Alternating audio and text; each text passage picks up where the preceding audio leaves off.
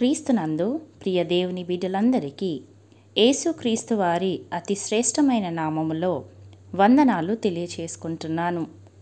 నేటి దిన ధ్యానాంశము అపోస్తలుడైన పౌలు గలతీలకు రాసిన పత్రిక 6వ అధ్యాయము 7-8 వచనములు. మోసపోకుడి, దేవుడు వెక్కిరింపబడడు. మనుషుడు ఏమి విత్తునో ఆ పంటనే కోయును.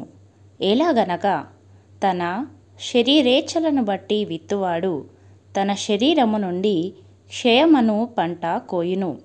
ఆత్మను బట్టి విత్తువాడు ఆత్మ నుండి నిత్య జీవమను పంట కోయును. ప్రియులారా, ఒక విత్తనమును నాటినప్పుడు దాని నుండి మొక్క బయటికి వచ్చి అది ఎదిగి ఫలించాలని మనము ఆ విత్తనమును నాటుతాము. ఏ విత్తనములో ఏ ఫలమును మనము ఆశించి నాటుతామో అదే ఫలము కోస్తాము. గోధుమలు విత్తినప్పుడు గోధుమలనే కోస్తాము.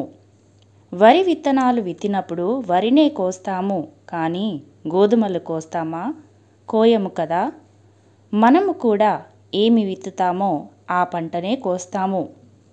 నీవు మంచిని విత్తువాడవైతే మంచినే కోస్తావు. కీడును విత్తువాడవైతే కీడు అనే పంటనే నీ జీవితంలో కోస్తావు.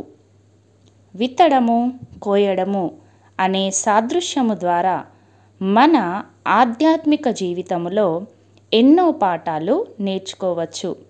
అవి మన జీవితానికి హెచ్చరిక వంటివి. యేసుక్రీస్తు వారు శిష్యులకు చెప్పినటువంటి విత్తువాని గూర్చిన ఉపమానము ఒకమారు జ్ఞాపకము చేసుకుందాము. విత్తనాలు విత్తుచున్నప్పుడు అక్కడ 4 రకముల నేలలను గూర్చి ప్రభువు ప్రస్తావించినారు.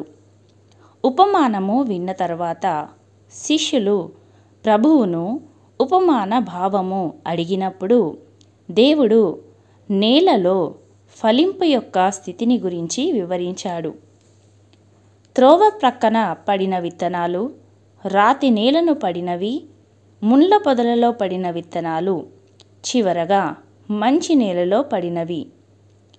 మంచి నేలలో విత్తబడినవి 100 30 60 ఫలించినట్లుగా దేవుని వాక్యము సెలవిస్తుంది. అదే విధముగా మనము కూడా మన నీతి విషయములోనూ భక్తి విషయములోనూ దేవుని కొరకు ఫలించే విషయంలోనూ మంచి నేలలాగా ఉండాలని ప్రభువు కోరుతున్నాడు. మన జీవితంలో మనము 100 ఫలము పొందాలని కోరుతున్నాడు. ఈ దినాన దేవుని వాక్యము వింటున్న మనమందరము తెలుసుకునవలసిన ప్రాముఖ్యమైన విషయము ఏమిటంటే, దేవుడు మనలో ఆత్మఫలములు, ధన్యతలు అనే ఎన్నో శ్రేష్టమైన విత్తనాలు విత్తినాడు. ఆ విత్తనాలు బాగా ఫలించాలని దేవుడు కోరుతున్నాడు. మరి నేటి దినాన ఆ ఫలింపులో మనము ఉన్నామా? ఒకసారి మనలను మనము పరిశీలించుకుందాం. ఒకవేళ మన జీవితంలో దేవుడు కోరిన ఫలములు లేకపోతే దానికి గల కారణము అపవాది. అవును ప్రియులారా, అపవాది అయిన సాతానుడు మనలో విత్తనాలు విత్తటమే. మనలో ఏ విత్తనము విత్తితే అది ఫలిస్తుందో మనకంటే సాతానుకు బాగా తెలుసు. కాబట్టి క్రైస్తవులమైన మనము మన జీవితంలో చాలా అప్రమత్తంగా ఉండాలి, మెలకువ కలిగి ఉండాలి. ఎందుకంటే సాతానుడి విత్తనాలు మన జీవితాన్ని నిత్య నాశనానికి తీసుకెళ్తాయి. అపవాది మనలో విత్తే విత్తనాలు: అనుమానము అనే విత్తనము, కీడు కలిగించే విత్తనము, భయము ఆందోళన కలిగించే విత్తనము, అబద్ధపు విత్తనము. ఆ దినాన ఏదెను తోటలో అపవాది హవ్వలో ఇది నిజమా అను అనుమానపు విత్తనము, మీరు చావనే చావరు అను అబద్ధపు విత్తనమును, మీ కళ్ళు తెరవబడతాయి అనే మోసపు విత్తనములను నాటింది. దాని ఫలితము మానవాళినంతటినీ పాపంలోనికి నెట్టివేసినట్లుగా పరిశుద్ధ గ్రంథంలో మనము చూడవచ్చు. సాతాను తన విత్తనము మనలో నాటుటకు సమయము కొరకు ఎదురు చూస్తూ ఉంటాడు. ప్రిలారా, ఈ దినాన మన జీవితంలో అట్టి అనుమానము, మోసగించడము, అబద్ధపు మాటలు పలకడము అనే విత్తనాలు మనలో ఉన్నవేమో మనలను మనము వాక్యపు వెలుగులో పరిశీలించుకుని వారమై ఉన్నాము. పరిశుద్ధ గ్రంథము నుండి మత్తయి సువార్త 13వ అధ్యాయము 25వ వచనము. మనుషులు నిద్రించుచుండగా అతని శత్రువు వచ్చి గోధుమల మధ్యను గురుగులు విత్తిపోయెను అని వాక్యము సెలవిస్తున్నది. ప్రియులారా, అపవాది అయిన సాతాను మనుషులు నిద్రించుచుండగా వాక్యములో గురుగులు విత్తువాని వలె ఉన్నాడు. కాబట్టి మనము మెలకువగలవారమై ఉండాలి. నేను నిద్రించి తినే కానీ నా మనస్సు మేలుకొని ఉన్నది అని పరిశుద్ధ గ్రంథము సెలవిస్తున్నది.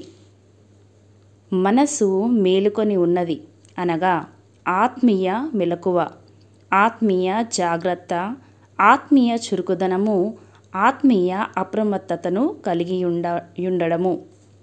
మరి మనము బైబిల్ పఠనము చేయడము ద్వారా మెలకువగా ఉంటాము.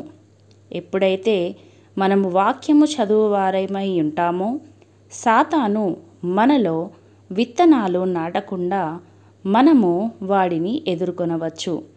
వానిని మనము జయించినప్పుడు మనము ఆత్మను బట్టి విత్తువారముగా ఉంటాము. ఆత్మను బట్టి విత్తువారు నిత్య జీవము అనే పంటను కోయుదురు అని దేవుని వాక్యము సెలవిస్తుంటున్నది. కాబట్టి ప్రియులారా, మనము ఆత్మను బట్టి నిత్య జీవమును పంటను కోయువారమై ఉండాలి. ఒకవేళ సాతాను మనలో విత్తనము విత్తితే అట్టి విత్తనముల ద్వారా మనము క్షయమనే పంటను కోయువారుగా ఉంటాము. దాని ఫలము మరణము. ఎందుకనినా శరీరానుసారమైన మనస్సు మరణము అని దేవుని వాక్యము సెలవిస్తుంది. శరీరానుసారులు అనగా దేవుని ఆత్మలో పాలు పంపులు లేనివారు. దావీదు తన జీవితంలో శరీరానుసారమైన క్రియ అయిన ఉరియాను చంపించినాడు. అట్టి క్రియ ద్వారా తన 4 కుమారులను పోగొట్టుకున్నాడు. అతడు కీడును విత్తాడు, కీడు అను పంటను కోశాడు. కాబట్టి ప్రియులారా, మనము మన జీవితంలో విత్తే ప్రతి విత్తనము ఒకానొక సమయంలో మనము కోయువారముగా ఉన్నాము. విత్తుట కోయుట కొరకే. నీవు విత్తిన దానిని బట్టి దేవుడు ఎప్పుడూ వెక్కిరింపబడడు.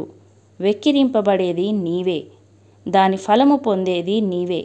కాబట్టి ప్రియులారా, మంచి విత్తనములు విత్తువారి వలె ఉండి శ్రేష్టమైన పంట కోయువారముగా ఉండుటకు దేవుడు మనలందరికీ తన కృపను అనుగ్రహించునుగాక. ఆమెన్. ప్రార్థించుకుందాము. పరిశుద్ధుడా, ప్రేమామయుడా, పేరు పెట్టి మమ్మలను పిలిచిన దేవా, నీకే వందనములు, స్తోత్రములు తండ్రి. మరొక నూతన దినములో మమ్మలను ప్రవేశపెట్టిన దేవా, మీకు స్తోత్రములు. అనుదినము మీ ఆత్మీయ ఆహారమును భుజించుటకు మీ కృపను మాకు అనుగ్రహించిన దేవా, మీకు వందనములు.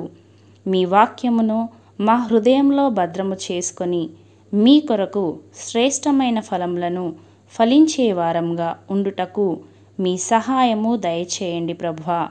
శరీర కార్యములను విడచి ఆత్మానుసారమైన జీవితము జీవిస్తూ మీరు మా కొరకు ఉంచినటువంటి నీతి కిరీటమును ధరించుకొని నిత్య జీవంలోనికి ప్రవేశించు వారమై ఉండుటకు నీ శక్తి చేత మమ్మలను నింపుమని యేసయ్య పరిశుద్ధ నామములో అడిగి వేడుకొనుచున్నాము పరమ తండ్రి. ఆమెన్.